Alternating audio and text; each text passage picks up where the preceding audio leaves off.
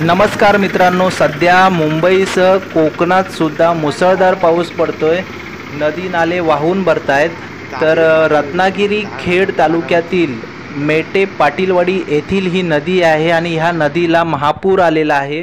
पुलाच्या वरतून पाणी जातंय आणि शक्यतो गरज असेल तरच प्रवास करा, अन्यथा प्रवास टाळा आणि स्वतःची काळजी घ्या, इतरांचीही काळजी घ्या।